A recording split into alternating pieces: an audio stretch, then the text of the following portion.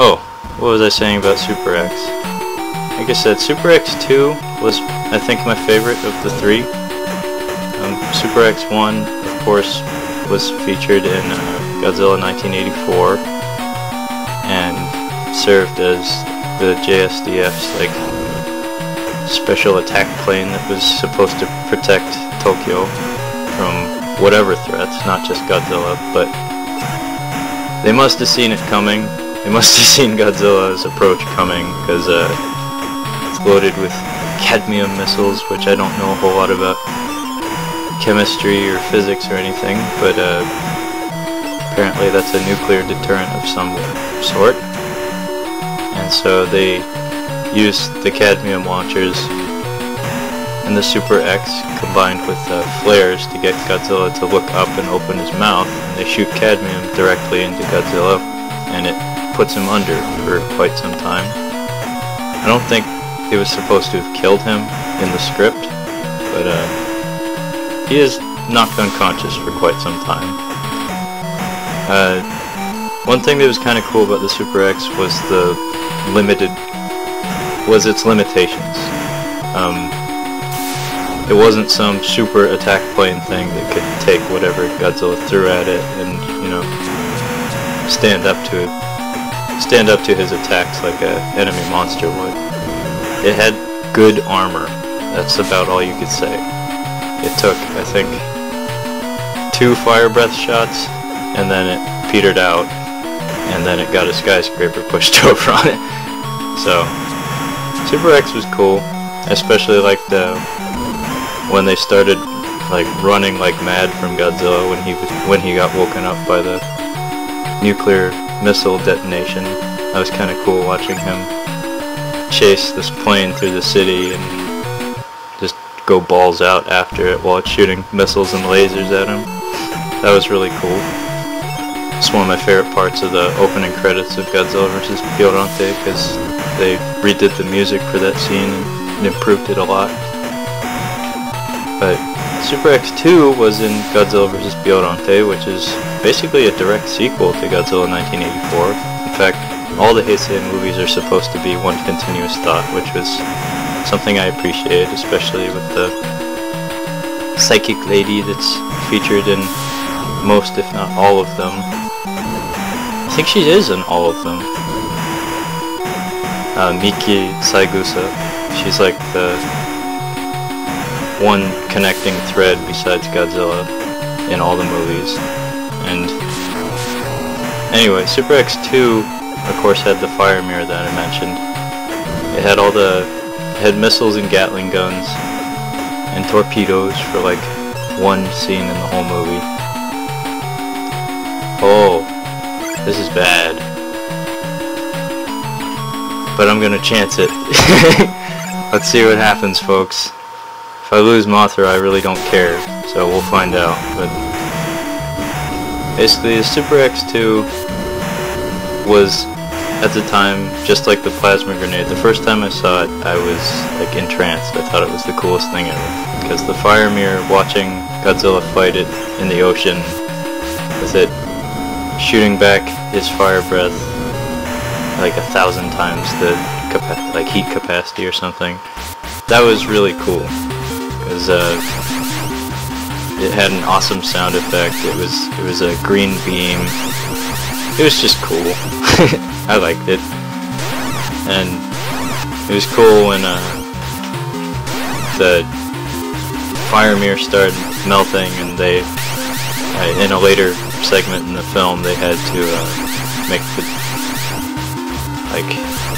decision whether or not to sacrifice the Super X when it was out of ammo, just as a means of buying time for Colonel Gondo and all the other soldiers that were trying to use the anti-nuclear bacteria on Godzilla. It was cool. I liked it. Haha, we're gonna... No, fine. Anyway, that's enough about Super X2. Super X3 was the only one that survived its film. It was never shot down. by Godzilla or otherwise. It was in Godzilla vs. Destoroyah, or Destroyer, whatever. Destoroyah is more fun to say, so I'm going to say that.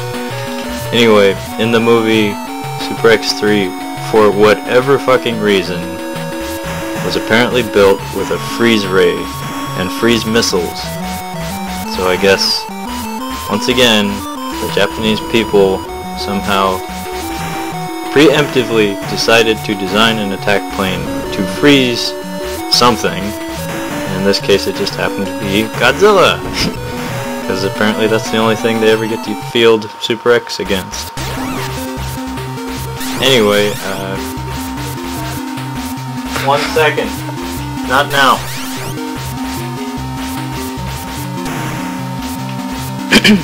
Anyway, Super X3 was probably I want to say it was the most well-designed of the three. Personally, I like the design of Super X2 better, at least in terms of aesthetics. But in terms of capability, 3 seemed like its armor was legitimately able to handle Godzilla's fire breath a lot better than the others, as it actually took several direct hits from Godzilla's red fire beam, which was supposed to be much more powerful than his standard one, as it was like his finishing move for half of the Heisei monsters. Anyway, yeah, I don't really dig the whole freezing thing, it just doesn't do it for me. But it was kind of cool seeing, I think it was Colonel Kuroki, who I always thought looked a little like my brother. It's kind of cool seeing him back, and for whatever reason, flying the Super X3. Because, seriously, like, he was not a field specialist, he was a commander of sorts. And anyway, I liked his character, and to see him in the cockpit was kind of cool. But other than that, I didn't really like Super X3 all that much. It also had the lamest theme music of any of them. All three had theme music, and despite the fact that the Super X3 had its music done by Akira Ifukube, you know, the Godzilla maestro, it really didn't. It wasn't that great of a piece of music. It was a really cheesy march that just seemed dated, to say the least. And I love his music, but that was not a good example of his best work. But that's just me. Fuck you, Baragon. He's probably gonna chase me anyway. Super X1 had awesome music, though. Actually, probably my favorite amongst the three. Although 2 had pretty awesome music too. It was a little cheesy and romantic. In fact, it was also like the love theme of the movie. Yeah, imagine that, a Godzilla movie with a love theme. Like when they slow it down and change the sound of the strings a little, it turns into this really romantic theme. But Super X1 music was done by Reijiro Koroku. He's the same guy that did the music for the 90s Kyoshokusoko Gaiba OVA series. And he specializes in this melancholy, like, really extremely dramatic music, and I really like him. In fact, I've been trying to hunt down most of his music for a long time, because I really like him as a composer. But Super X's theme is this really powerful, like, almost boisterous military march, and it really worked, because when it first shows up, it gets this awesome music cue, and it has its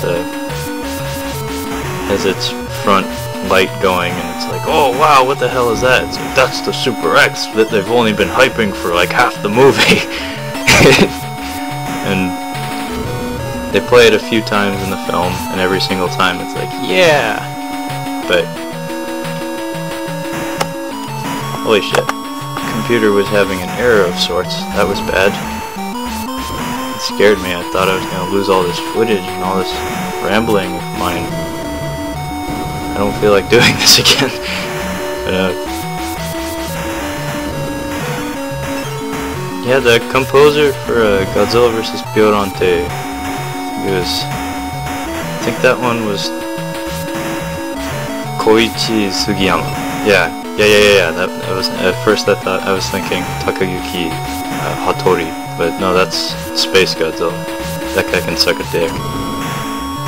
Takayuki Hattori was really synth heavy, and I remember I bought the Best of Godzilla compilation thing for the 90s, and the guy praised Hattori as like the best of the Heisei era. I was like, fuck you, dude, you don't know shit.